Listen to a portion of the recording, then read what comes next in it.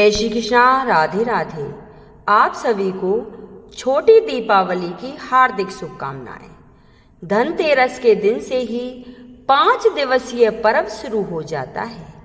छोटी दीपावली धनतेरस के दूसरे दिन आती है।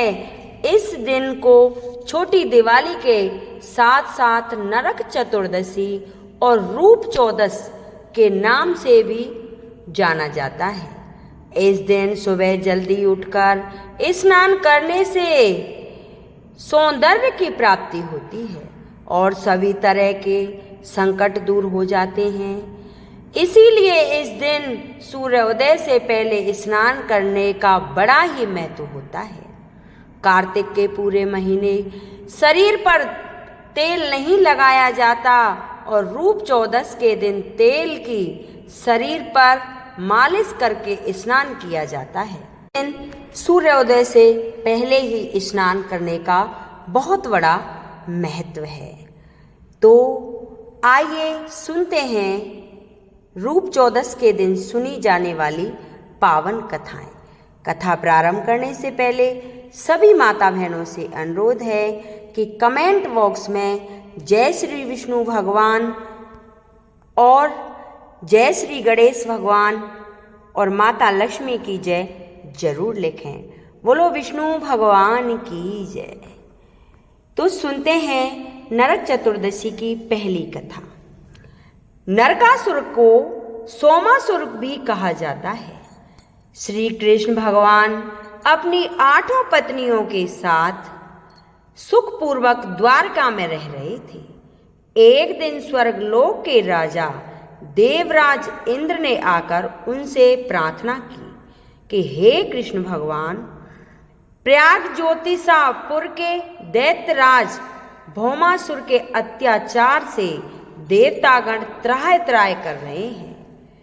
क्रूर भौमासुर ने वरुण का छत्र, अदिति के कुंडल और देवताओं की मणि छीन ली है और वह त्रिलोक विजयी हो गया है। इंद्र ने कहा, भौमासुर ने पृथ्वी के कई राजाओं और आमजनों की अति सुंदर कन्याओं का हरण कर लिया और उन्हें अपने यहाँ बंदी गृह में डाल रखा है। कृपया करके आप हमें बचाइए प्रभु।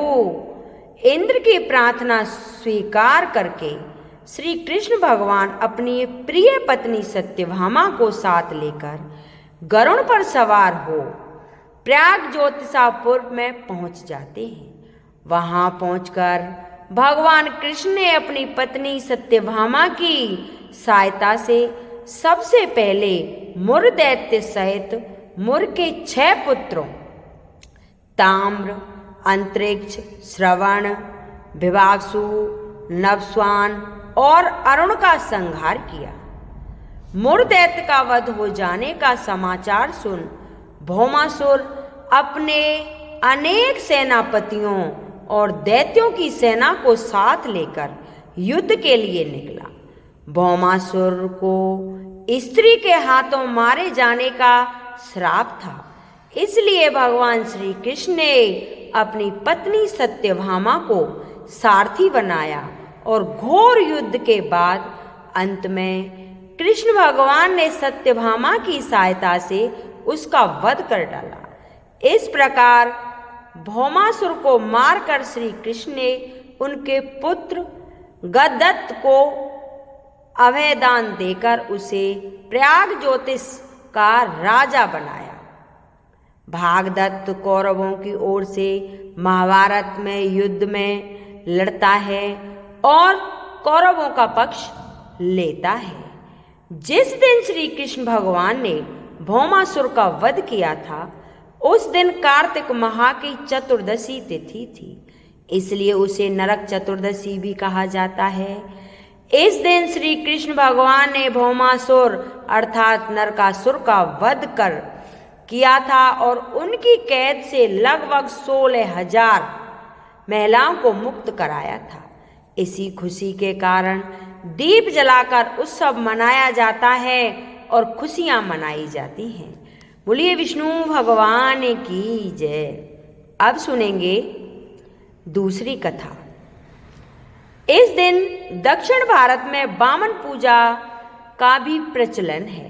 कहते हैं कि इस दिन राजा बलि महाबली को भगवान विष्णु ने बामन अवतार में हर साल उनके यहाँ पहुँचने का आशीर्वाद दिया था। इसी कारण से बामन पूजा की जाती है। अनुसार राज बलि बोले, हे भगवान, आपने कार्तिक कृष्ण पक्ष की त्रयोदशी से लेकर अमावस्या की अवधि में मेरी संपूर्ण पृथ्वी नाप ली है। इसलिए जो व्यक्ति मेरे राज्य में चतुर्दशी के दिन यमराज के निमित्त दीपदान करेगा उसे यम यातना नहीं होनी चाहिए। और जो व्यक्ति इन 3 दिनों में दीपावली का पर्व मनाए उनके घर तो लक्ष्मी जी कभी न छोड़ के जाएं। ऐसा वरदान दीजिए। यह प्रार्थना सुनकर भगवान बामन बोले, हे राजन, ऐसा ही होगा। तथा अस्तु। भगवान बामन द्वारा राजा बलि को दिए इस वरदान के बाद से ही नरक चतुर्दशी के दिन यमराज के निमित्त व्रत, पूजन और दीपदान का प्रचलन आरंभ हुआ। अगर नरक चतुर्दशी के दिन यमराज के निमित्त कोई दीपक जलाएगा तो उन्हें यम यातना नहीं भोगनी पड़ेगी और वह सीधा ही स्वर्ग में जाएगा। बोलिए विष्णु भगवान की जय। अब सुनेंगे तीसरी कथा। तीसरी कथा यह है कि रतिदेव नामक एक धर्मात्मा राजा थे। उन्होंने अनजाने में भी कोई पाप नहीं किया था। फिर भी जब मृत्यु का समय आया तो यमदूत उन्हें नरक ले जाने के लिए आ धमके। राजा ने कहा कि आप मुझ पर कृपा करें और बतलाएं कि मेरे किस अपराध के कारण मुझे नरक जाना पड़ रहा है। यह सुनकर यमदूत ने कहा कि हे राजन, एक बार आपके द्वार से एक ब्राह्मण भूखा लौट गया था। उस पाप से और उसी के कर्म फल से आप नरक द्वार को जा रहे हैं। यह सुनकर राजा ने यमदूतों से 1 वर्ष का समय मांगा। तब यमदूतों ने राजा को 1 वर्ष की मोहलत दे दी। राजा अपनी चिंता लेकर ऋषियों के पास पहुँचे और उन्हें अपनी सारी कहानी कह सुनाई। उनसे इस पाप से मुक्ति का उपाय पूछा।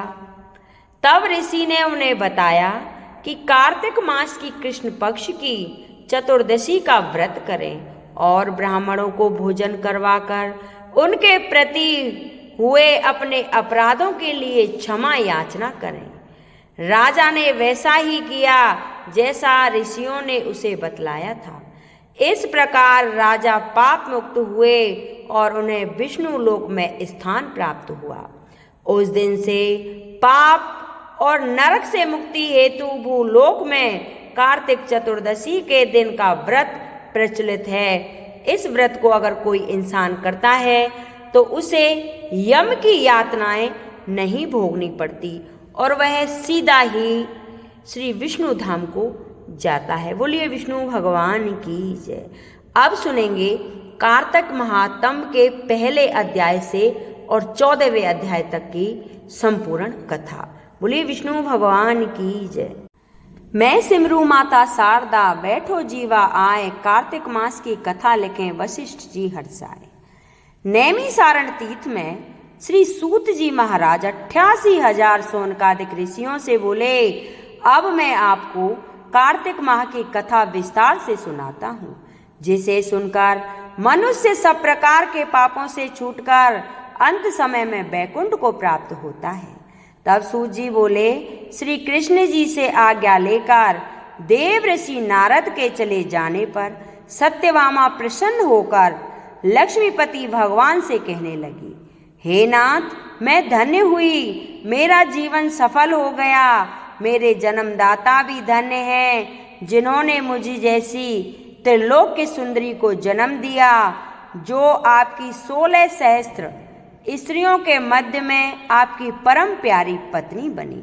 मैंने वह कल्प वृक्ष आदि पुरुष आपके साथ नारद जी को विधि पूर्वक दान में दे दिया, परंतु वही कल्प वृक्ष मेरे घर लहराया करता है।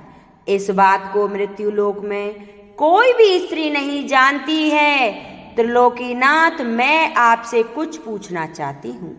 आप मुझे विस्तार पूर्वक कार्तिक महात्म्य की कथा सुनाओ, जिसको सुनकर मेरा हित तो हो तथा जिसके करने से कल्प पर्यंत भी आप मुझसे विमुख न हो पाए।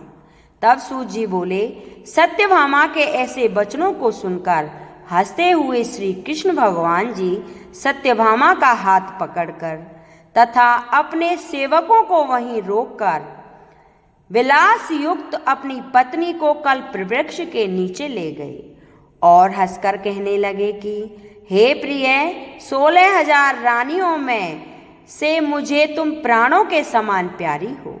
तुम्हारे लिए मैंने इंद्र से तथा देवताओं से भी विरोध किया था।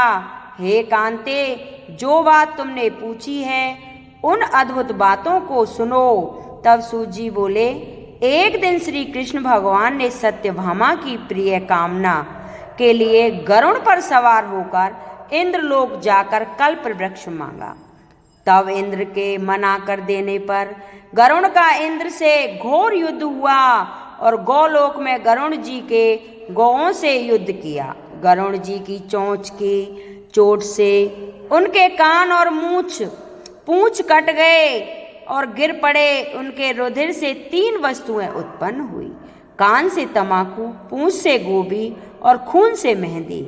इन तीनों के प्रयोग करने से मोक्ष प्राप्ति नहीं होती। तब गौओं ने भी क्रोध में भरकर गरुड़ को मारा, जिससे उनके 3 पंख टूटकर गिर पड़े। इनके पहले पंख से नीलकंठ, दूसरे मोर, तीसरे से चकवा चकवी उत्पन्न हुए। हे प्रिय, इनके दर्शन मात्र से ही शुभ फल की प्राप्ति होती है। यह सुनकर सत्यभामा बोली, हे प्रभु, मैंने पिछले जन्म में कौन कौन से दान, व्रत व जप किए हैं। मेरा ऐसा स्वभाव था तथा मैं किसकी पुत्री थी और मुझे मृत्यु लोक में जन्म लेना क्यों पड़ा। जो तुमने पूर्व जन्म में शुभ कर्म किए हैं उन्हें विस्तार पूर्वक कहता हूँ। पूर्व समय में सतयुग के अंत में मायापुरी में अत्रि गोत्र में देव शर्मा नाम का एक ब्राह्मण वेद वेदांतों को जानने वाला रहता था।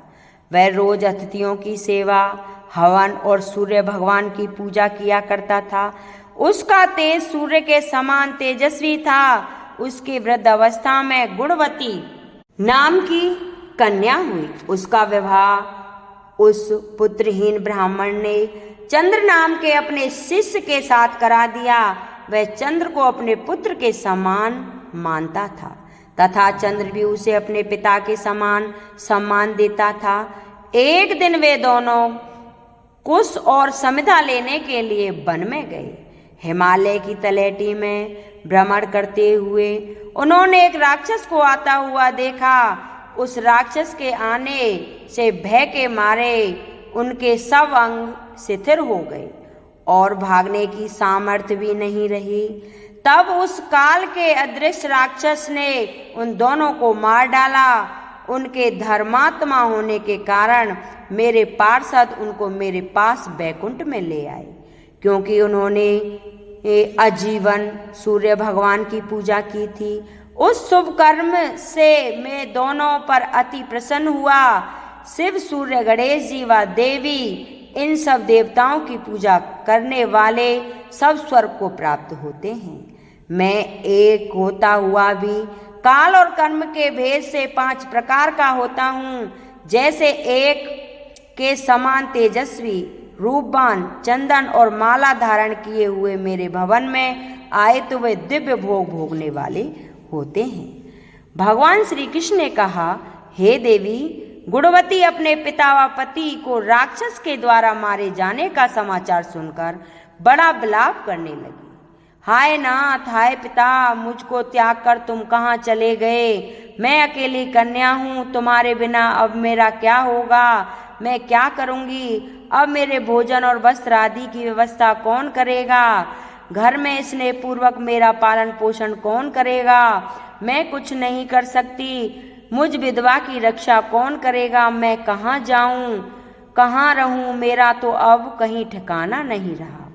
इस तरह रोती हुई बिलखती हुई गुणवती पछाड़ खाकर पृथ्वी पर गिर पड़ी और मूर्छित हो गई तथा देर तक पड़ी रही।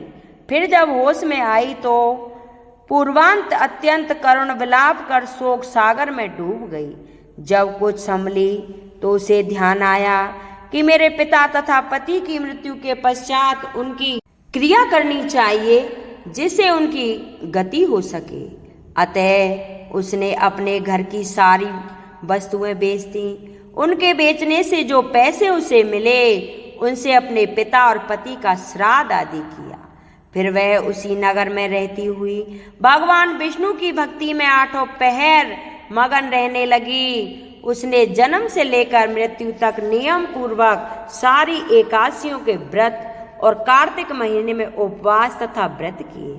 हे प्रिय, ये एकादशी और कार्तिक व्रत मुझको बड़े ही प्यारे हैं। मुक्ति, भक्ति, पुत्र तथा संपत्ति को देने वाले परम पवित्र हैं। जो मनुष्य कार्तिक मास में जब तुला राशि और सूर्य आता है तो सवेरे उठकर स्नान करते हैं, व्रत व उपवास करते हैं, वह मुझे बहुत ही प्यारे हैं। क्योंकि यदि वह बड़े पापी भी हो तो भी स्नान व व्रत के प्रभाव से उनको मोक्ष की प्राप्ति होती है। जो मनुष्य कार्तिक में स्नान, जागरण, दीपदान तथा तुलसी के वृक्ष की रक्षा करते हैं वह साक्षात विष्णु भगवान के तुल्य हैं। जो मनुष्य कार्तिक मास में मंदिरों में झाड़ू लगाते हैं और स्वास्तिक बनाते हैं और विष्णु पूजा करते हैं वह जीवन मुक्त हो जाते हैं। यह सुनकर गुणवती भी प्रतिवर्ष मन लगाकर कार्तिक का व्रत और भगवान विष्णु का पूजन करने लगी।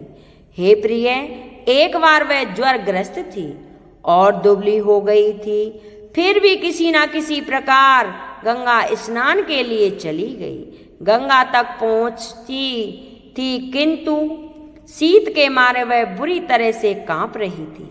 वह एकदम शिथिल सी हो गई। तब वह मेरे भगवान विष्णु के दूतों के द्वारा मेरे धाम में आई। उसके पश्चात ब्रह्मा आदि देवताओं की प्रार्थना पर जब मैंने कृष्ण का अवतार लिया तो उस समय मेरे गण भी मेरे साथ आए। वह सब इस पृथ्वी पर यादव बने हैं। तुम्हारे पिता जो कि पूर्व जन्म में देव शर्मा थे इस समय सत्राजित हैं। पूर्व जन्म में चंद्र शर्मा जो तुम्हारा पति था वह डाकू है। और हे भामिनी, तू ही वह गुणवती है। यह कार्तिक व्रत का ही प्रताप है जिससे कि तू मेरी अर्धांगिनी बनी। पूर्व जन्म में तुमने मेरे मंदिर के द्वार पर तुलसी का पौधा लगाया था, वह इस समय मेरे महलों के आंगन में कल्प वृक्ष के रूप में खड़ा है। तुमने जो उस जन्म में दीपदान किया था उसके कारण तुम्हारी देह सुंदर है, तुम्हारे शरीर में शोभा है और घर में साक्षात लक्ष्मी निवास करती है। तुमने चूंकि पूर्व जन्म में अपने समस्त व्रतों का फल पति स्वरूप विष्णु को अर्पण कर दिया था, उसी के प्रभाव से तुम इस समय मेरी प्रिय भामिनी हुई हो। पूर्व जन्म में आजीवन तुमने जो नियम से कार्तिक मास का व्रत किया था उसका यह प्रभाव है कि मेरा और तुम्हारा कभी भी वियोग नहीं होगा। इस प्रकार जो कोई कार्तिक मास में व्रत आदि करते हैं वह मुझे तुम्हारे ही समान प्यारे हैं। वह लोग जो कि दूसरे जप, तप, यज्ञ, दान आदि करते हैं, कार्तिक मास में किए गए व्रत के सामने उनका फल बहुत थोड़ा है, अर्थात कार्तिक मास के व्रतों का 16वां भाग भी नहीं है। इस तरह से सत्यभामा भगवान श्री कृष्णचंद्र जी महाराज से अपने पूर्व जन्म के पुण्य का प्रभाव सुनकर अति प्रसन्न हुई। तब सत्यभामा बोली, आप सभी काल में व्यापक और सभी काल आपके आगे समान है। फिर यह कार्तिक मास ही सब मासों में श्रेष्ठ क्यों है? सब तिथियों में एकादशी और सब मासों में कार्तिक मास को ही आप अपना प्रिय क्यों बतलाते हैं? इसका कारण कहिए। तब भगवान श्री कृष्ण बोले, हे प्रिय, तुमने मुझसे बहुत अच्छी बात पूछी है, मैं तुमको इसका कारण बताता हूँ, ध्यान से सुनो। इसी प्रकार एक बार महाराज बैन के पुत्र राजा पृथु ने प्रश्न के उत्तर में देवऋषि नारद से प्रश्न किया था और श्री नारद जी ने उसे कार्तिक मास की महिमा बतलाई थी। राजा पृथु के प्रश्न के उत्तर में देवऋषि नारद ने कहा था कि हे राजन, एक समय शंख नामक एक राक्षस बड़ा बलवान और अत्याचारी हो गया था। उसने अपने अत्याचारों से तीनों लोकों को कंपायमान कर दिया था। उस शंखासुर ने स्वर्ग में रहने वाले देवताओं को जीतकर इंद्र आदि देवता व लोकपालों के अधिकारों को छीन लिया। उससे डरकर सभी देवता सुमेरु पर्वत की गुफा में कुटुंबियों के साथ बहुत दिनों तक छिपे रहे। वे बाद में सुमेरु पर्वत की गुफाओं में निश्चिंत होकर रहने लगे। उधर जब शंख को पता चला कि देवता आनंद से सुमेरु पर्वत पर रहने लगे हैं, तो उसने सोचा कि ऐसी कोई दिव्य शक्ति जरूर है जिसके कारण अपना अधिकार छिन जाने पर भी देवता बलवान होते जा रहे हैं। यह सोचते सोचते वह इस परिणाम पर पहुंचा कि वह सब देव मंत्रों के बल से ही बलवान हो रहे हैं। अगर इनके वेद छीन लिए जाएं तो ये अपने आप को निर्बल हो जाएंगे। देवऋषि नारद बोले, ऐसा सोचकर शंखासुर भगवान विष्णु को सोते हुए देखकर सत्यलोक में वेद चुराने के लिए पहुंचा।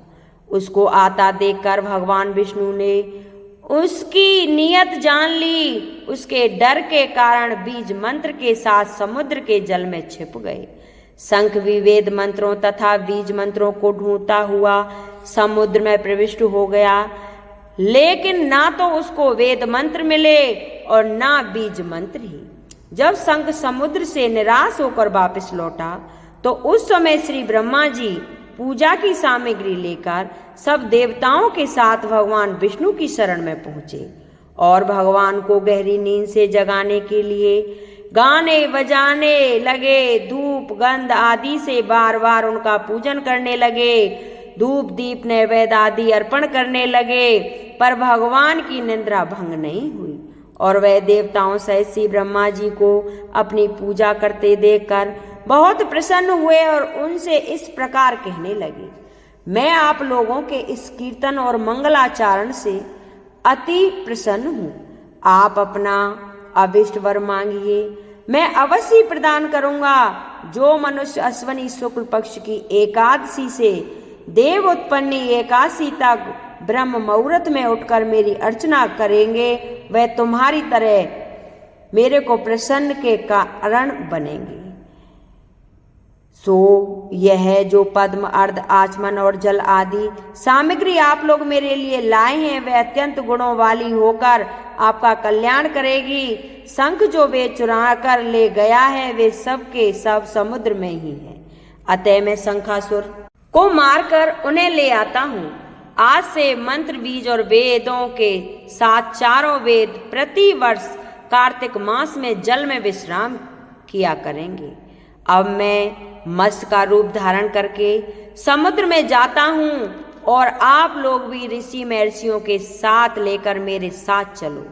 जो कार्तिक मास में पहर रात्रि पहले स्नान करते हैं, वे निश्चित ही अक्षय फल को पाते हैं। वह अज्ञात में अमृत स्नान का फल प्राप्त कर लेते हैं। हे देवेंद्र, जो कार्तिक मास में व्रत करते हैं, उन्हें सब प्रकार से धन पुत्र पुत्री आदि देते रहना और उन्हें सब आपत्तियों से बचाते रहना। हे धनपति कुबेर, मेरी आज्ञा अनुसार तुम उनका धन धान्य बढ़ाते रहना, क्योंकि इस प्रकार का आचरण करने वाले प्राणी मेरे रूप धारण करके जीवन मुक्त हो जाते हैं। जन्म से लेकर मरण पर्यंत जिसने विधि पूर्वक यह उत्तम व्रत कर लिया है, वह आप लोगों का भी पूजनीय है। आप लोगों ने मुझे कार्तिक शुक्ल पक्ष की एकादशी तिथि को जगाया है, इसलिए यह एकादशी मान्य है और मुझको बड़ी प्रिय है। हे देवताओं, यह दोनों व्रत नियम पूर्वक करने से प्राणी मेरे समीप पहुँचते हैं। इन व्रतों के करने से जो फल मिलता है वह अन्य व्रतों से नहीं मिलता। तब नारद जी बोले, ऐसा कहकर भगवान विष्णु ने मछली का रूप धारण किया और विंध्याचल पर्वत पर तप कर रहे महर्षि कश्यप की अंजलि के जल में जा पहुँचे। महर्षि कश्यप ने दया करके उसे अपने कमंडल में रख लिया। जब उसने बड़ा रूप धारण किया तो उन्होंने उसे कुएं में डलवा दिया।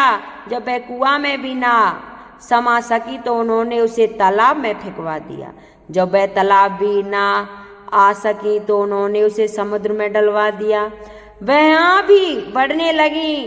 फिर उस मत्स्य रूपी नारायण ने उस शंकासुर को मार डाला और पश्चात शंख को हाथ में लेकर बद्री वन में आ पहुंचे। बद्री वन में नारायण में आकर उन्होंने सब ऋषि व महर्षियों को बुलाकर आज्ञा दी कि पानी में इधर उधर फेंके हुए वेदों को ढूंढो और उन्हें शीघ्र ही निकाल कर मेरे पास लाओ। तब तक मैं देवताओं के साथ ही प्रयागराज में ठहरा हूँ। इसके बाद सब ऋषि महर्षि ने मिलकर सब बीजों सहित वेद मंत्रों को ढूंढ निकाला। उन वेदों में से जो जो भाग जिस जिस ऋषि को मिला वह उसी का हो गया। उस भाग के उसी दिन से वह ही ऋषि कहलाए। सब वेदों को लेकर ऋषि महर्षि प्रयागराज में आए और उन्होंने वे सब भगवान विष्णु व ब्रह्मा जी को समितपद कर दिए। ब्रह्मा जी वेदों को पाकर बड़े प्रसन्न हुए। उन्होंने देवताओं ऋषियों के साथ अश्वमेध यज्ञ किया। यज्ञ के अंत में देवता, गंधर्व, यक्ष, नाग भगवान विष्णु को दंडवत करके प्रार्थना करने लगे। देवताओं ने कहा कि हे देव, हे जगन्नाथ, हे प्रभु, हमारी प्रार्थना सुनिए। हम लोगों के हर्ष का समय है, इसलिए आप हमें वरदान दीजिए। नष्ट हुए वेद पुनः श्री ब्रह्मा जी को प्राप्त हो गए। हे लक्ष्मीपते, आपकी अनुकंपा से हम देवताओं को यज्ञ का भाग मिला है। यह स्थान आपके प्रसाद से आज पृथ्वी पर मैं सर्व प्रधान, पुण्य को बढ़ाने वाला, मुक्ति तथा भक्ति को प्रदान करने वाला हो। ब्रह्मा हत्या आदि पापों को नाश करने वाला, परम पवित्र और अक्षय फल देने वाला हो। यह वरदान हमें दीजिए। तब भगवान विष्णु ने कहा, जो कुछ आप लोगों ने कहा है वह मेरा ही ध्येय है। जैसा आप लोगों ने कहा है, अब यह स्थान आज से ब्रह्म क्षेत्र के नाम से पुकारा जाएगा। इस स्थान पर गंगा जी व सूर्य पुत्री जमुना जी का संगम होगा। मैं श्री ब्रह्मा जी सहित यहाँ पर निवास करूँगा। यहाँ पर किया हुआ जप तप दान महाफलदायक होगा। पहले जन्म में किए हुए पाप, ब्रह्म हत्या आदि भी इस तीर्थ राज में स्नान करने से नष्ट हो जाएंगे। जो लोग अपने पिता आदि को यहाँ लाकर तर्पण व श्राद्ध करेंगे, उनके पिता मेरे स्वरूप को प्राप्त करेंगे। वह तीनों प्रकार की मुक्ति को प्राप्त करेंगे। मकर संक्रांति पर माघ मास में प्रातःकाल यहाँ आकर स्नान करने वालों के दर्शन मात्र से ही सब पाप मिट जाते हैं। ठीक उसी तरह जिस तरह सूर्य के तेज से अंधकार का नाश हो जाता है। हे मुनीश्वर, मेरे वचन ध्यान से सुनिए। मैं सर्वत्र व्याप रहता हूँ, भी हमेशा बद्री नारायण में निवास करता हूँ। सैकड़ों वर्षों तक किसी दूसरे स्थान पर तप करने को जो फल मिलता है वह फल यहाँ एक दिन में मिल जाएगा। जो मनुष्य मेरे इस स्थान बद्रिकाश्रम का दर्शन करेंगे वह जीवन मुक्त हो जाएंगे और उनके समस्त पाप नष्ट हो जाएंगे। तब सूत जी बोले, ऐसा कहकर भगवान विष्णु वहाँ से अंतर्ध्यान हो गए और देवतागण भी अपने अंशों को वहीं छोड़कर चले गए। जो मनुष्य इस कथा को श्रद्धापूर्वक कहते हैं व सुनते हैं वह श्री प्रयागराज व बद्रिकाश्रम जाने व स्नान करने के समान फल को प्राप्त करते हैं। तब राजा पृथु ने कहा, हे मुनि जी, आपने कार्तिक मास में स्नान का फल कहा है। अब अन्य मासों में विधिवत स्नान करने की विधि, नियम और उद्यापन की विधि मुझे बतलाइए। देवऋषि नारद जी बोले, हे राजन, आप भगवान विष्णु के अंश से उत्पन्न हुए हैं, अतः यह बात आपको मालूम ही है। फिर भी मैं आपको यथोचित विधान बताता हूँ। अश्वनी मास में शुक्ल पक्ष की एकादशी से कार्तिक के व्रत करने चाहिए। सुबह ब्रह्म मुहूर्त में उठकर जल का पात्र लेकर गांव से बाहर पूर्व या उत्तर दिशा में जाए। दिन में अथवा शाम को कान पर जनेऊ चढ़ाकर, पृथ्वी पर घास बिछाकर, सिर को कपड़े से ढककर, मुंह को भली भांति बंद करके, थूक व श्वास को रोककर, मलमूत्र का त्याग करके पश्चात मिट्टी व जल से भली भांति अपने गुप्त अंगों को धोवे।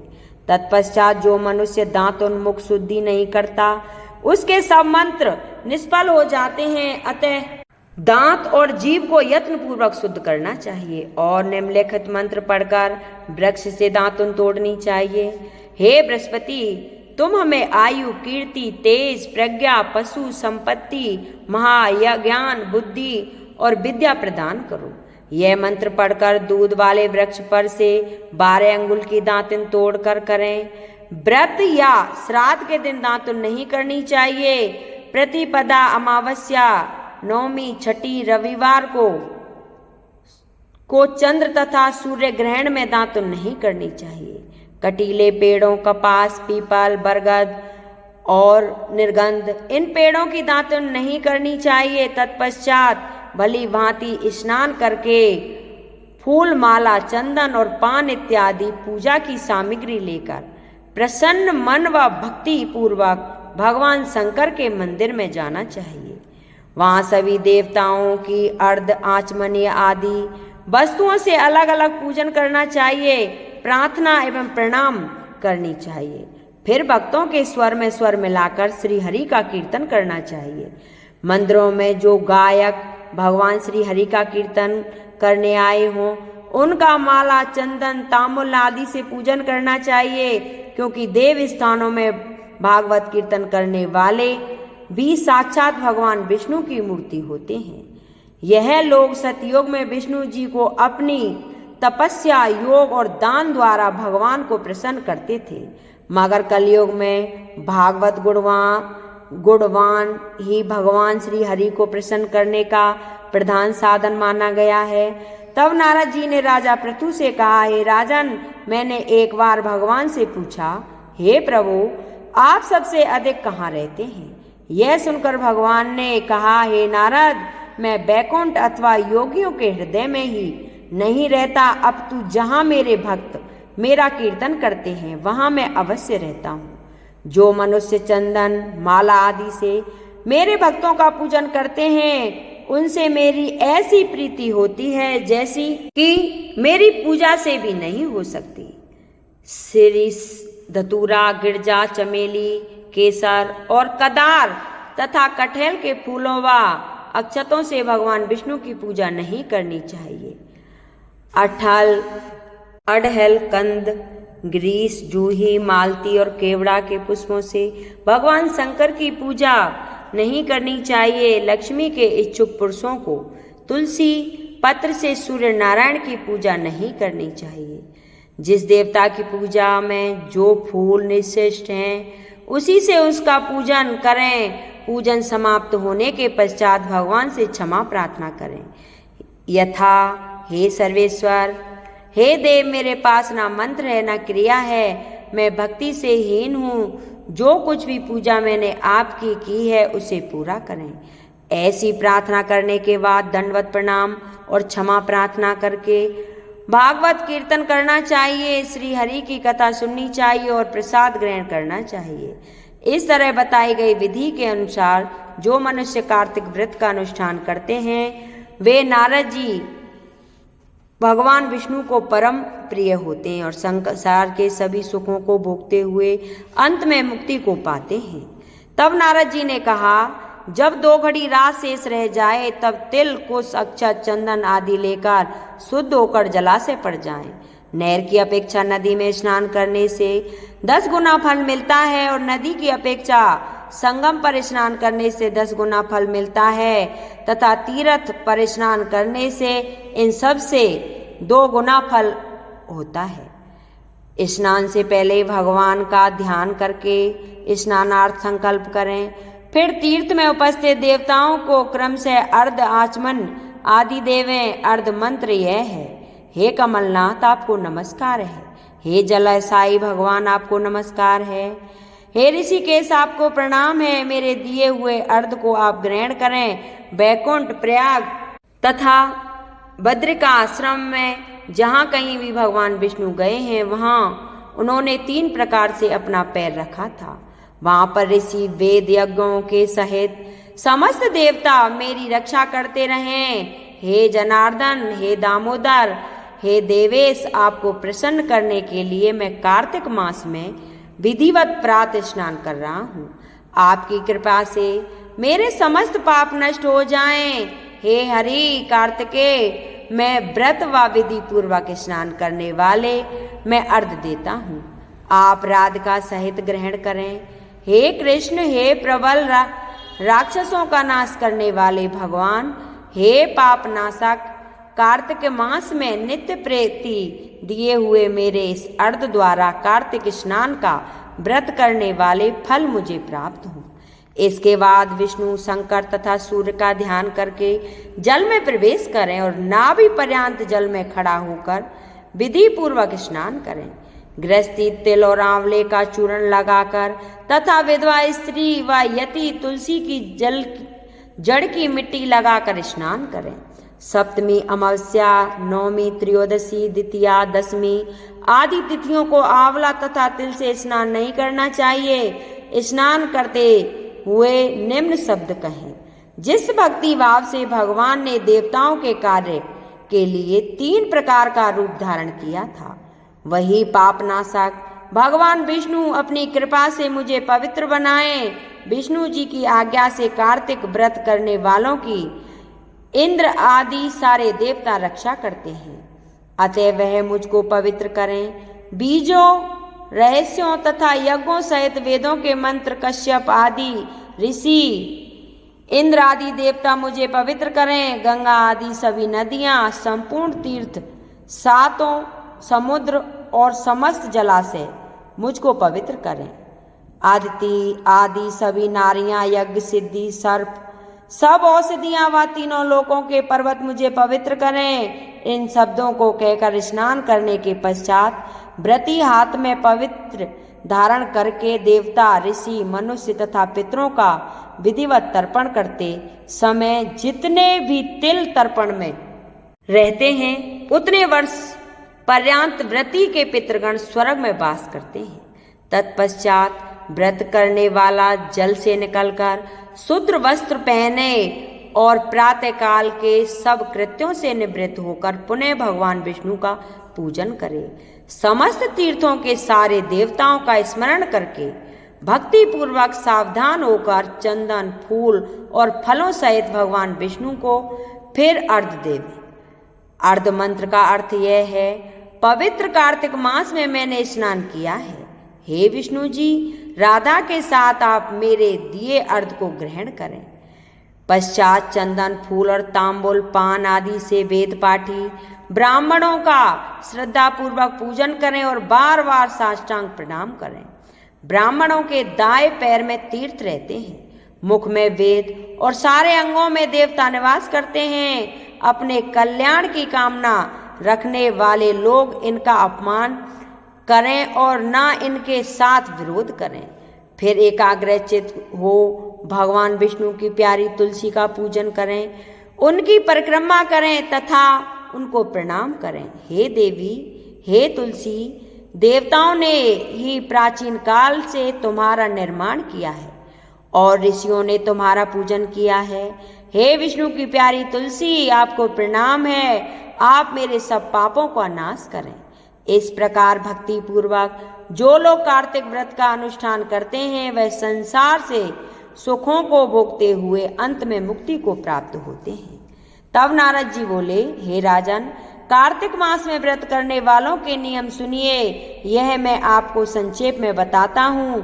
जो मनुष्य कार्तिक मास का व्रत करता है वह सब तरह के आमिष, मांस, उर्द, राई, खटाई तथा मादक वस्तुओं का प्रयोग ना करे।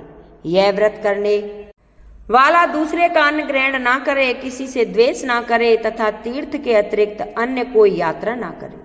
देवता, वेद, ब्राह्मण, गौ, व्रती, नारी, राजा तथा गुरुओं की निंदा ना करे। यह व्रत करने वाला दाल, तिल, पकवान व दान किए हुआ भोजन ग्रहण ना करे। किसी की चुगली व निंदा ना करे। किसी भी जीव का मांस छूना, पान, कत्था, चूना, नींबू, मसूर, बासी तथा झूठे अन्न का प्रयोग ना करे। बकरी, गाय तथा भैंस के अतिरिक्त अन्य किसी पशु का दूध कभी भी प्रयोग में ना लाए। तांबे के बर्तन में रखा हुआ पंचगव्य, बहुत छोटे घड़े का पानी एवं केवल अपने लिए ही पका हुआ अन्न प्रयोग करे। कार्तिक मास के व्रती सदा ब्रह्मचार्य से रहें, पृथ्वी पर सोएं और दिन के चौथे पहर में केवल एक बार पत्तल पे भोजन करें। व्रती केवल नरक चतुर्दशी को तेल लगा सकता है, अन्य तिथियों में बिल्कुल नहीं। कार्तिक मास के व्रती मनुष्य सिंगाड़ा, प्याज, मट्ठा, गाजर, मूली इन सब वस्तुओं को बिल्कुल प्रयोग में न लाए। लौकी, मट्ठा, काशी फल, तरबूज इन सब वस्तुओं का कार्तिक मास का व्रती बिल्कुल सेवन ना करे। मासिक धर्म वाली स्त्री से चांडाल, पापी, ब्रह्मद्रोही और नास्तिकों से बिल्कुल बातचीत ना करे। भगवान विष्णु को प्रसन्न करने के लिए अपनी शक्ति के अनुसार चंद्रायण आदि का व्रत करे और सूर्य उपरांत नियमों का पालन करे। कार्तिक का व्रत करने वाले मनुष्य प्रतिपदा को कुबड़ा, द्वितीयों को कटहल, तृतीयों को तरुणी स्त्री, चतुर्थी को मूली, पंचमी को बेल, षष्ठी को तरबूज, सप्तमी को आंवला, अष्टमी को नारियल, नवमी को मूली, दसवीं को लौकी, एकादशी को परवल, द्वादशी को बेर, त्रयोदशी को मट्ठा, चतुर्दशी को गाजर तथा पूर्णिमा को साग यह वस्तु प्रयोग ना करे। आंवला का प्रयोग रविवार को ना करे। व्रती यदि इन शाकों में कोई शाक सेवन करना चाहे तो पहले ब्राह्मण को देकर खाए।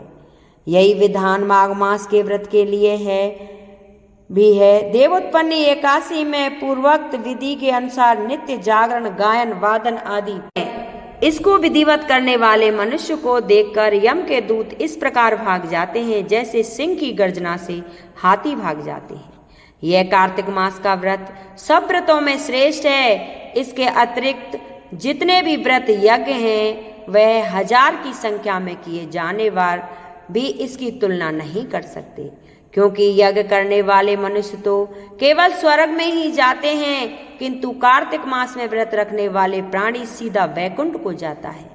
जिस प्रकार राजा की रक्षा उसके अंगरक्षक करते हैं, उसी तरह कार्तिक मास का व्रत करने वालों की रक्षा भगवान विष्णु की आज्ञा से इंद्र आदि देवता करते हैं। कार्तिक मास का व्रत करने वाला मनुष्य जहाँ कहीं भी रहता है वहीं उसकी पूजा होती है, उसका यश होता है। उस स्थान पर जहाँ की वह रहता है वहाँ भूत, पिशाच आदि कोई भी नहीं रहने पाते। विधि सहित कार्तिक मास का व्रत रखने वाले मनुष्य के पुण्यों का वर्णन ब्रह्मा जी भी नहीं कर सकते। यह व्रत संपूर्ण पापों का नाश करने वाला, पुत्र, पौत्र और धन को बढ़ाने वाला होता है। तब नारद जी ने कहा, हे राजन, अब मैं कार्तिक मास के इस व्रत की उद्यापन विधि बताता हूँ, सो ध्यानपूर्वक सुनिए। व्रती को चाहिए कि कार्तिक मास में शुक्ल पक्ष की चतुर्दशी को व्रत के संपूर्ण फल की प्राप्ति के लिए तथा विष्णु की प्रसन्नता के लिए उद्यापन करे।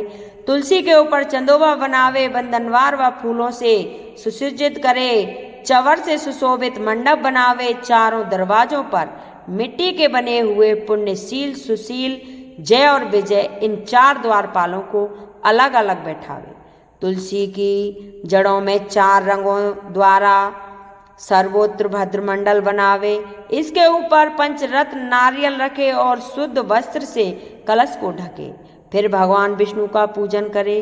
द्वादशी को भगवान विष्णु जागे थे, त्रयोदशी को देवताओं ने उनके दर्शन किए थे, चतुर्दशी को देवताओं ने उनका पूजन किया था। ये भगवान विष्णु का उद्यापन पूजा की जाती है। उस दिन संयम तथा शांत चित्त से व्रत करना चाहिए। अपने गुरु की मूर्ति बनाकर षोडोपचार तथा विधिवत नैवेद्य आदि से भगवान का पूजन करें। व्रती विधिवत प्रकार के वाद्यों के साथ कीर्तन करता हुआ उस रात्रि में जागरण करें। जो प्राणी श्रद्धा पूर्वक भगवान का कीर्तन करते हैं उन लोगों के 100 जन्मों के पाप धुल जाते हैं। जो व्यक्ति भगवान के निमित्त जागरण करके रात्रि भर भगवान का कीर्तन करते हैं उनको असंख्य गोदान का फल मिलता है। जो लोग भगवान की मूर्ति के सामने नित्य गान करते हैं उनके अनेकों जन्मों के एकात्रित पाप नष्ट हो जाते हैं। जो भगवान के सम्मुख बैठकर कीर्तन करते हैं और बंसी आदि बजाकर भागवत भक्तों को प्रसन्न करते हैं और भक्ति से रात्रि भर जागरण करते हैं उसे करोड़ों तीर्थों करने का फल मिलता है। पूर्णमासी को पत्नी सहित वेद पाठी ब्राह्मणों को या केवल एक ही श्रेष्ठ ब्राह्मणों को उसकी पत्नी सहित बुलावे और उन्हें खीर आदि का मधुर भोजन करावे और यथाशक्ति दक्षिणा देवे, क्योंकि पूर्णमासी को ही भगवान ने अपने भक्तों को वरदान दिया था और मत्स्य रूप धारण किया था। अतएव उस दिन जो दान हवन जप आदि भगवान विष्णु के निमित्त किया जाता है वह अक्षय फल को देने वाला होता है। इसलिए व्रती 3 या 1 ब्राह्मण को सपत्नी सामर्थ्य अनुसार भोजन कराए। उन ब्राह्मणों को अपनी सामर्थ्य के अनुसार दक्षिणा देकर प्रणाम करे। बाद में भगवान विष्णु की पूजा करके अन्य देवताओं तथा तुलसी व कपिला गाय का पूजन करे। व्रत की कथा सुनाने वाले गुरु व उपरोक्त ब्राह्मणों को वस्त्र आभूषण आदि से पूजन करके उनसे इस प्रकार क्षमा प्रार्थना करें, आप सब लोगों की अनुकंपा से मुझ पर भगवान सदा प्रसन्न रहें। इस व्रत को करने से मेरे 7 जन्मों के किए हुए पाप नष्ट हो जाएं और मेरी संतान चिरजीवी हो जाए। इस पूजा के द्वारा मेरी सभी इच्छाएं पूर्ण हो। मेरी मृत्यु होने के बाद मुझे अतिशय दुर्लभ विष्णु लोक प्राप्त हो। पूजा की सारी वस्तुओं के साथ गाय भी गुरु को दान में देवे। तत्पश्चात घर वालों और मित्रों के साथ स्वयं भोजन करे। इस तीसरे से जो प्राणी कार्तिक मास का व्रत और उद्यापन करता है वह पाप रहित होकर मनवांछित कामनाओं को प्राप्त करता है। तब राजा पृथु बोले, हे मुनि श्रेष्ठ नारद जी, आपने कार्तिक मास के व्रत में जो तुलसी की जड़ में भगवान विष्णु का निवास बताकर उस स्थान की मिट्टी का पूजन करना बतलाया है। अतः मैं तुलसी जी के मातम को सुनना चाहता हूँ। तुलसी कहाँ और कैसे उत्पन्न हुई यह बताने की कृपा करें। तब नारद जी ने कहा, हे राजन, आप सावधान होकर तुलसी जी की महत्वता तथा उनके जन्म का प्राचीन इतिहास सुनिए। एक समय जब देवगुरु बृहस्पति और देवराज इंद्र कैलाश पर्वत पर शंकर जी का दर्शन करने गए तो भगवान शंकर ने अपने भक्त की परीक्षा ली। उन जटाधारी दिगंबर ने उनके मार्ग में अवरोध डाला। यद्यपि वह तेजस्वी, शांत, लंबी भुजा और चौड़ी छाती वाले गौर वर्ण अपने विशाल नेत्रों से युक्त तथा सिर पर जटाधारे वैसे ही बैठे थे, तथापि उन भगवान शंकर को ना पहचान कर इंद्र ने उनका नाम, धाम और परिचय पूछा और कहा कि शंकर जी अपने स्थान पर हैं या कहीं गए हैं। इस पर उस तपस्वी ने कुछ नहीं कहा, परंतु त्रिलोकीनाथ के ऐश्वर्य से गर्वित होकर इंद्र कब चुप रहते। उन्होंने क्रोध कर तपस्वी को घुड़क कर कहा, अरे मैं पूछता हूँ, तू उत्तर क्यों नहीं देता? मैं अभी तुझे वज्र मारता हूँ, फिर देखता हूँ तुम दुर्मित की रक्षा कौन करता है। ऐसा क्रोध हो इंद्र ने जो ही उस दिगंबर को मारने के लिए हाथ में वज्र लिया, तो ही भगवान शंकर ने वज्र सहित इंद्र का हाथ स्तंभित कर दिया और विकराल नेत्र धारण कर भगवान शंकर ने उसे देखा। त्यों ही ऐसा विदित हुआ मानो दिगंबर प्रजा बल को उठा है और तेज से जला देगा। भुजाएं स्तंभित होने से इंद्र के क्रोध और दुख का अंत ना रहा, परंतु जो ही बृहस्पति जी ने उस पुरुष को प्रज्वलित देखा, त्यों ही अपनी बुद्धि से उनको शंकर भगवान जानकर प्रणाम किया और दंडवत कर बहुत सी स्तुति की। फिर भी इंद्र ने भी भगवान शंकर से कहा, हे दीनानाथ, हे महादेव, आप अपना क्रोध रोककर इंद्र के अपराध को क्षमा कीजिए। बृहस्पति के वचन सुनकर महेश्वर गंभीर वाणी में बोले, मैं अपने नेत्रों से निकले हुए क्रोध को कैसे रोक सकता हूँ। तब बृहस्पति जी ने कहा, हे भगवान, भक्तों पर दया करनी चाहिए, आप अपना भक्त वत्सल्य नाम सार्थक कीजिए। आप अपने इस तेज को कहीं और स्थापित कर इंद्र का उद्धार कीजिए। तब भगवान शंकर ने गुरु बृहस्पति से कहा, मैं तुम्हारी स्तुति से प्रसन्न हूँ, जो तुमने इंद्र को जीवन दान दिलवाया है। मैं विवश करता हूँ कि मेरे नेत्रों की अग्नि अब इंद्र को पीड़ित नहीं करेगी। बृहस्पति से ऐसा कहकर भगवान शंकर ने अपने माथे से निकले हुए अग्नि तेज को अपने हाथों में लेकर क्षीर सागर में डाल दिया। फिर लीलाधारी भगवान वहां से अंतर्ध्यान हो गए। इस प्रकार जिसको जो जानने की इच्छा थी उसे जानकर इंद्र और शंकर बृहस्पति अपने स्थान को चले गए। पृथु ने कहा, हे देवर्षि, आपको नमस्कार है। कृपया कर आप यह कहिए कि जिस समय भगवान शंकर ने अपने माथे का वह तेज क्षीर सागर में डाल दिया तो उस समय क्या हुआ। तब नारद जी ने कहा, हे राजन, जब भगवान शंकर ने अपना वह तेज क्षीर सागर में डाल दिया तो उस समय वह शीघ्र ही बालक होकर गंगा सागर के संगम पर बैठकर संसार को भय देने वाला रुदन करने लगा। उसके रुदन से समस्त संसार व्याकुल हो उठा।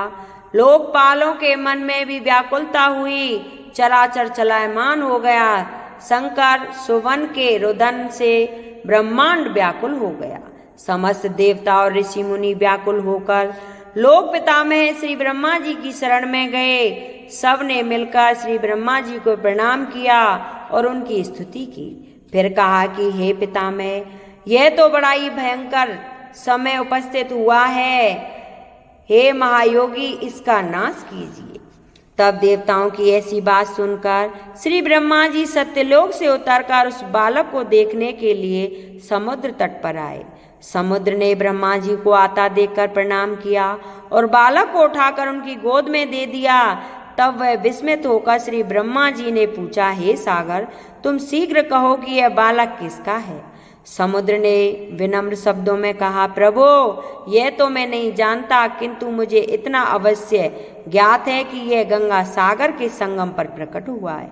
अतएव हे जगत गुरु, आप इस बालक का जातक कर्म आदि संस्कार कीजिए, इसका जातक फल बताइए। नारद जी कहते हैं कि इधर तो सागर ब्रह्मा जी के गले में हाथ डालकर बार बार उनका आकर्षण कर रहा था। फिर तो उसने ब्रह्मा जी का गला इतनी जोर से पकड़ा कि उससे पीड़ित हो ब्रह्मा जी के नेत्रों से आंसू टपकने लगे।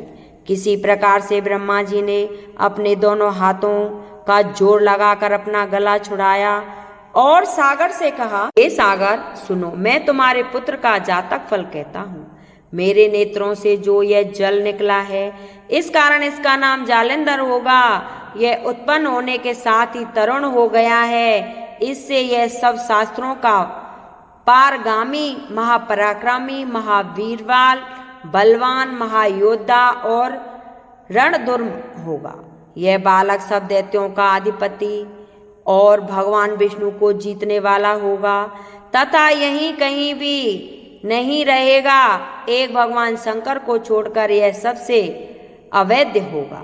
जहाँ से उत्पन्न हुआ है फिर वहीं जाएगा।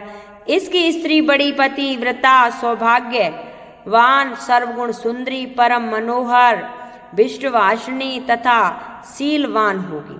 नारद जी कहते हैं, हे राजन, सागर से ऐसा कहकर ब्रह्मा जी ने शुक्राचार्य को बुलाकर उनके हाथों से बालक का राज्य अभिषेक कराया और स्वयं अंतर्ध्यान हो गए। फिर तो बालक को देखकर सागर बड़ा ही प्रसन्न हुआ और घर आ गया। कितने ही उपाय से उसका पालन पोषण पुष्ट किया। फिर कालनेमी नामक असुर को बुलवाकर उसका वृंदा नाम की कन्या से विधिवत विवाह करा दिया। उस विवाह में बड़ा उत्सव हुआ। श्री शुक्राचार्य के प्रभाव से स्त्री सहित जालेंधर दैत्य पर राज्य करने लगा। एक समय जब समुद्र का पुत्र जालेंधर अपनी स्त्री वृंदा के सहित असुरों से सम्मानित हुआ सभा में बैठा था। तभी गुरु शुक्राचार्य वहां पहुंचे, जिनके तेज से सब दिशाएं प्रकाशित हो रही थीं। तब गुरु जी को आता देखकर असुरों सहित सागर पुत्र ने उठकर बड़े ही आदर से उन्हें प्रणाम किया। तेजस्वी गुरु जी ने सबको आशीर्वाद दिया। फिर उनको एक दिव्य आसन पर बिठाकर सब दैत्यों भी यथा स्थान पर बैठ गए और सागर पुत्र ने नम्रता से यह प्रश्न किया, हे गुरु जी, राहु का सिर किसने काटा था? आप हमें यह बतलाइए। इस पर श्री शुक्राचार्य जी ने विरोचन पुत्र हिरण्याकश्यप और उसके धर्मात्मा पौत्र का परिचय देकर देवताओं और असुरों द्वारा समुद्र मंथन की संक्षेप में सब कथा कहकर यह बतलाया कि जब समुद्र से अमृत निकला तो वह उस समय देव रूप बनकर राहु भी अमृत पीने बैठ गया। इस पर इंद्र के पक्षपाती भगवान विष्णु ने राहु का सिर काट डाला। यह सुन के साथ ही जलेंद्र के नेत्र लाल हो गए। उसने बड़ा क्रोध किया। फिर अपने धमस्वर नामक दूत को बुलाकर गुरु का कहा हुआ सब वृत्तांत सुनाया और आज्ञा दी कि तुम शीघ्र ही इंद्रपुरी में जाकर इंद्र को मेरी शरण में ले आओ। धमस्वर जालेंद्र का बड़ा ही निपुण दूत था। वह शीघ्र ही इंद्र की सुधर्मा नामक सभा में पहुंचा और उसने जालेंद्र के शब्दों में इंद्र से कहा, ये देवेंद्र, तुमने समुद्र को क्यों मथा और मेरे पिता के सब रत्नों को क्यों ले लिया?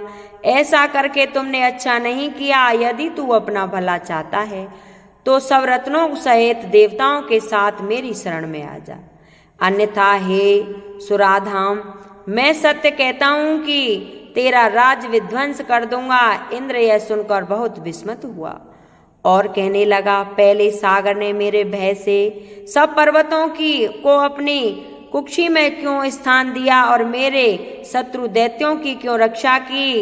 इसी कारण से मैंने उनके सब रत्न हरण कर लिए हैं। मैं सत्य कहता हूं कि मेरा द्रोही सुखी नहीं रह सकता।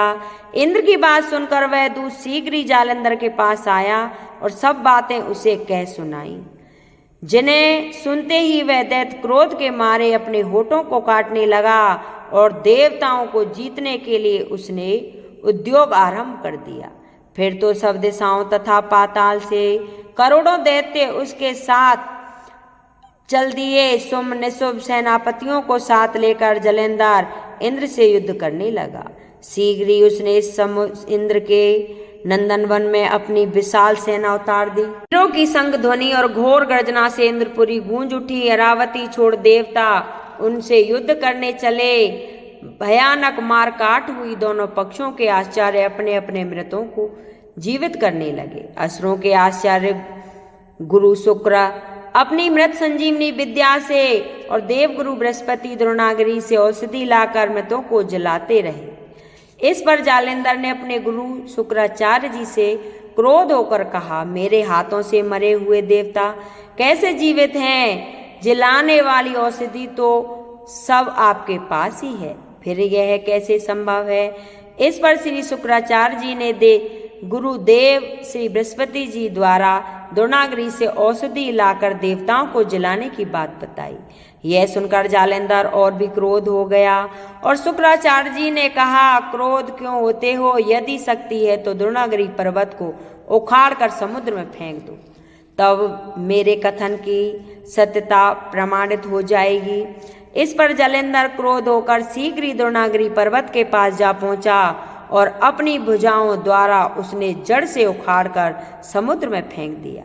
यह तो भगवान शंकर का तेज था, इसमें जालेंद्र की कोई विचित्रता नहीं थी। तत्पश्चात यह सागर पुत्र युद्ध भूमि में आकर बड़े वेग से देवताओं का संहार करने लगा।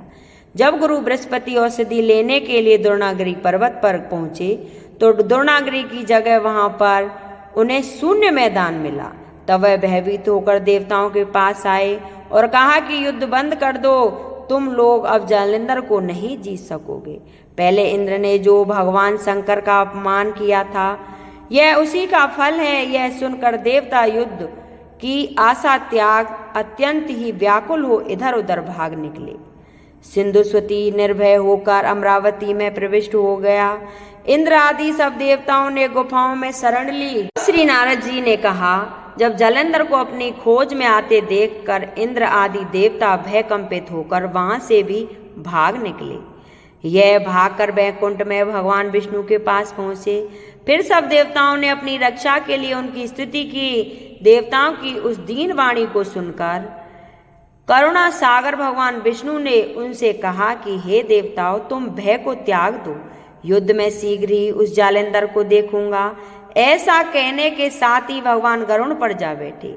तब देवताओं सहित उन्हें युद्ध क्षेत्र की ओर प्रयाण करते देख समुद्रतीय लक्ष्मी के नेत्रों में जल भर आया और उन्होंने कहा, हे नाथ, यदि मैं सर्वदा आपकी प्रिय हूँ और भक्त हूँ तो मेरा भाई आप द्वारा युद्ध में कैसे मारा जाएगा। इस पर भगवान विष्णु ने कहा, यदि तुम्हारी ऐसी ही प्रीति है तो मैं उसे अपने हाथों से नहीं मारूंगा, परंतु युद्ध में तो मैं जाऊंगा ही, क्योंकि देवताओं ने मेरी बड़ी स्तुति की है। ऐसा कहकर शंख चक्र गदा पद्मधारी भगवान विष्णु गरुड़ पर चढ़े हुए शीघ्र ही युद्ध के उस स्थान पर जा पहुंचे जहां पर जालेंद्र विद्यमान था। विष्णु के तेज से कंपित देवता सिंहनाद करने लगे। फिर तो अरुण के अनुज गरुड़ के पंख की प्रबल वायु से पीड़ित हो दैत्य इस प्रकार घूमने लगे जैसे आंधी से बादल आकाश में घूमते हैं। तब अपने वीर दैत्यों को पीड़ित होते देखकर जालेंद्र ने क्रोध होकर भगवान विष्णु को कठोर वचन कहकर उन पर पूरी ताकत से आक्रमण किया।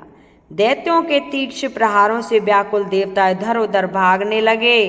तब इंद्र आदि को इस प्रकार भयभीत देखकर गरुड़ पर चढ़े भगवान विष्णु युद्ध में आगे बढ़े। उन्होंने अपना सारंग नामक धनुष उठाकर बड़े जोर से कटार किया। इससे त्रिलोक गूंज उठा। पल मात्र में ही भगवान विष्णु ने हजारों दैत्यों के सिर काट गिराए। यह देखकर जालेंद्र के क्रोध की सीमा न रही। फिर तो भगवान विष्णु और जालेंद्र में महान संग्राम हुआ। बाणों से आकाश भर गया। लोग आश्चर्य करने लगे। भगवान विष्णु ने अपने बाणों के वेग से उस दैत्य की ध्वजा, रथ और धनुष बाण काट डाले तथा एक बाण से उसकी छाती पर प्रहार किया।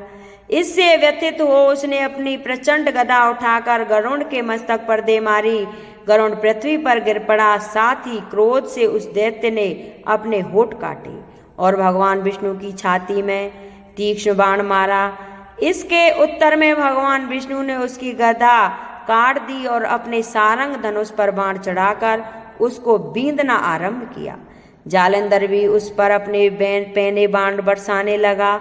उस समय जालेंद्र ने भगवान को कई पैने बाण मारकर उनके दिव्य धनुष को काट दिया। धनुष कट जाने पर भगवान ने गदा ग्रहण कर ली और शीघ्र ही जालेंद्र को खींचकर मारी, परंतु उस अग्निवत अमोद गदा की मार से भी वह चलायमान न हुआ और मंदोमंद हाथी के समान उसे यानी गदा की मार को फूल की माला ही जाना। साथ ही उस युद्ध मुर्दुंग ने अत्यंत ही क्रोधित होकर अग्निमुख त्रिशूल उठाकर भगवान विष्णु पर छोड़ दिया। भगवान ने शिव जी के चरणों को स्मरण कर नंदक नामक त्रिशूल से उसके त्रिशूल को छेद दिया। जालेंद्र ने झटपटाकर भगवान की छाती में एक मुष्टिका मारी। इसके उत्तर में भगवान विष्णु ने भी उसकी छाती पर अपनी मुष्टिका का प्रहार किया। फिर दोनों घुटने टेक कर बाहों और मुष्टिकाओं से महायुद्ध करने लगे। कितनी ही देर तक भगवान उसके साथ युद्ध करते रहे। जब वे कुछ श्रमित से हो गए तब सर्वश्रेष्ठ मायावी से भगवान उस दैत्य से मेघवाणी में बोले, हे रणमुर्द दैत्य श्रेष्ठ, तू धन्य है जो इस महायुद्ध में इतने बड़े आयुधों से भी भयभीत न हुआ। तेरे इस युद्ध में बड़ा प्रसन्न हूँ।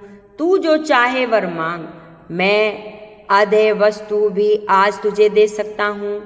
मायावी भगवान विष्णु की ऐसी वाणी सुनकर जालेंद्र ने कहा, हे भावुक, यदि आप मुझ पर खुश हैं तो यह वर दीजिए कि आप मेरी बहन के साथ तथा अपने सारे कुटुंबियों सहित मेरे घर पर निवास करें।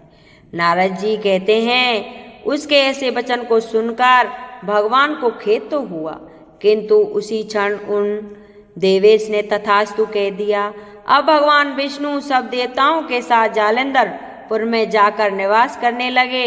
जालंधर अपनी बहन लक्ष्मी और देवताओं सहित भगवान को वहां पाकर बड़ा प्रसन्न हुआ। फिर तो देवताओं के पास जो रत्न आदि थे उनके स्थानों पर दैत्यों को स्थापित करके जालंधर पृथ्वी पर आया। निशुंभ को पाताल में स्थापित कर दिया और देव दानव यक्ष गंधर्व सर्प राक्षस मनुष्य आदि सबको अपना वर्षवल्य बना लिया। त्रिभुवन पर शासन करने लगा। उसने धर्मानुसार सुपुत्रों के समान प्रजा का पालन किया। उसके धर्म राज्य से सभी सुखी थे। हे राजन, इस प्रकार उसको धर्म पूर्वक राज्य करते देखकर देवता क्षुब्ध हो गए। उन्होंने देवादि देव भगवान शंकर का मन में स्मरण करना प्रारंभ कर दिया और कितने ही प्रकार से उनकी स्तुति की। तब भक्तों की कामना पूरी करने वाले शंकर जी ने नारद जी को बुलाकर देव कार्य करने की इच्छा से उनको देवपुरी में भेजा। शंकर भक्त नारद भगवान शंकर की आज्ञा से देवपुरी में गए। इंद्र आदि सभी देवता व्याकुल हो शीघ्रता से उठकर श्री नारद जी की स्तुति करने लगे। उत्कंठा भरी दृष्टि से बहने नारद जी और देखा, अपने सब दुखों को कहकर उन्हें नाश करने की प्रार्थना की। तब नारद जी ने कहा, मैं सब कुछ जानता हूँ, इसलिए अब मैं दैत्यराज जालंधर के पास जा रहा हूँ। ऐसा कह देवताओं को आश्वासन देकर श्री नारद जी जालंधर जी की सभा में आए। जालंधर ने नारद जी के चरणों की पूजा कर हंसते हुए कहा, हे ब्राह्मण, कहिए आप कहाँ से आ रहे हैं और कहाँ कहाँ पर आपने क्या क्या देखा, यह कैसे आए हैं? मेरे योग्य जो सेवा हो उसके लिए मुझे आज्ञा दीजिए। तब जालंधर के इस प्रकार के वचन को सुनकर नारद जी प्रसन्न होकर बोले, हे दानवराज बुद्धिमान जालंधर, तुम धन्य हो, क्योंकि इस समय सब रत्नों के भोक्ता एक तुम ही हो। हे दैत्य श्रेष्ठ, अब आप मेरे आगमन का कारण सुनिए, जिसके लिए मैं आज यहाँ आया हूँ।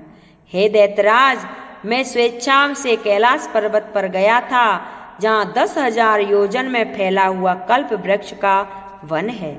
वहां पर मैंने सैकड़ों कामधेनुओं को घूमते हुए देखा तथा यह भी देखा कि वहां वन चिंतामणि से प्रकाशित परमा दिव्य अद्भुत और सब सर्वुंड है। मैंने वहां पार्वती के साथ स्थित शंकर जी को भी देखा, जो सर्वांग सुंदर गौरव वर्ण त्रिनेत्र और मस्तक पर चंद्रमा धारण किए हुए। यह देखकर मुझे आश्चर्य हुआ कि इनके आगमन समृद्धिशाली त्रिलोक में कोई है या नहीं। हे दैत्येंद्र, उसी समय मुझे तुम्हारी भी स्मृति का स्मरण हुआ आया और उसे देखने की इच्छा से तुम्हारे पास आया हूँ। यह सुनकर जालंधर को बड़ा हर्ष हुआ। उसने नारद जी को अपने सब स्मृति दिखाई। उसे देखकर देवताओं का कार्य करने के इच्छुक शिव प्रेरित नारद ने जालंधर की बड़ी प्रशंसा की और कहा, निश्चित ही तुम त्रिलोकपति होने के योग्य थे। तुम्हारे लिए ऐसा होना कोई विचित्र बात नहीं है। मैं देवता हूँ कि तुम्हारे पास सब कुछ है, किसी बात की कमी नहीं है। ऐरावत, उच्चश्रवा घोड़ा, कल्प वृक्ष और कुबेर की निधि तुम्हारे पास है। मणियों और रत्नों के ढेर भी तुम्हारे पास लगे हुए हैं। ब्रह्मा जी का हंस युक्त विमान भी तुम्हारे पास है। दुलोक, पाताल और पृथ्वी पर जितने भी रत्न आदि हैं वे सब तुम्हारे ही पास हैं। मैं तुम्हारे इस प्रकार के रत्न ऐश्वर्य को देखकर बड़ा प्रसन्न हूँ, परंतु तुम्हारे पास स्त्री रत्न नहीं है, इसलिए तुम्हारे यह सब कुछ फीका है। तुम कोई स्त्री रत्न ग्रहण करो। नारद जी के इस प्रकार के वचन सुनकर दैत्य काम से व्याकुल हो गया। उसने नारद जी को प्रणाम करके पूछा कि ऐसी स्त्री कहाँ मिलेगी जो सब रत्नों में श्रेष्ठ हो। यदि ऐसा रत्न कहीं मिले तो मैं उसे अवश्य लाऊंगा। तब देव ऋषि नारद बोले, ऐसा रत्न तो कैलाश पर्वत पर योगी पुरुष शंकर के पास ही है। उसकी सर्वांग सुंदर पत्नी देवी पार्वती बहुत ही मनोहर है। उसके समान सुंदरी मैंने आज तक नहीं देखी। शंकर से बढ़कर समृद्धिवान दूसरा कोई नहीं है। उनके इस रत्न की सी महिमा तीनों लोकों में कहीं भी नहीं है। तभी तो परम विरक्त आत्मपरायण शंकर भी उसके बस में हो गए हैं। देवर्षि नारद उस दैत्य से ऐसा कहकर अन्य कार्य करने की इच्छा से आकाश मार्ग में चले गए। बोलिए विष्णु भगवान की जय। ये थी नरक चतुर्थी की कहानी और कार्तिक मास में सुनी जाने वाली 1 से 14 दिवसीय कथा। तो किसी को अच्छी लगी हो तो इसे लाइक करें, शेयर करें, सब्सक्राइब करें और कमेंट बॉक्स में जय विष्णु भगवान जरूर लिखें। बोलो विष्णु भगवान की जय।